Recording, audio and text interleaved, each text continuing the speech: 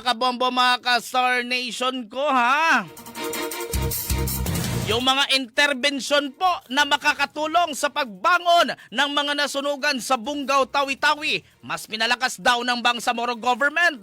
Mag-aalay din daw ang pamahalaan sa mga biktima ng mas pinaigting. May report si Bombo Sayolis.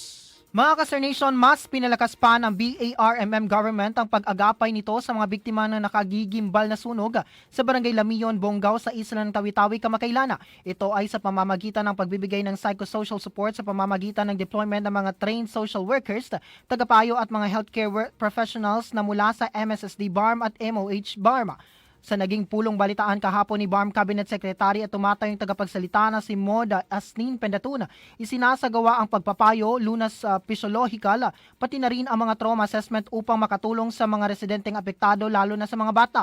Kananayan na maging sa mga lolo at lola at mga vulnerableng sektor upang makayanan ng emosyonal at mental na epekto ng nasabing trahedya na gumimbal sa kanilang diwa.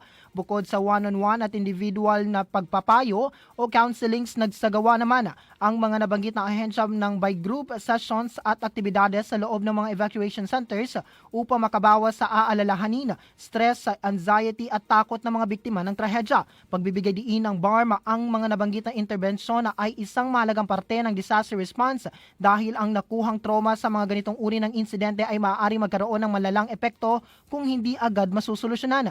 Sa huli, tinitiyak naman ng BARM government na hanggat kakailanganin, magpapatuloy ang ganitong uri ng mga serbisyo sa biktima upang o habang patuloy naman ang pagbibigay ng ayuda o tulong at iba pang mga pangangailangan ng pangkalusugan sa mga bakwit na biktima.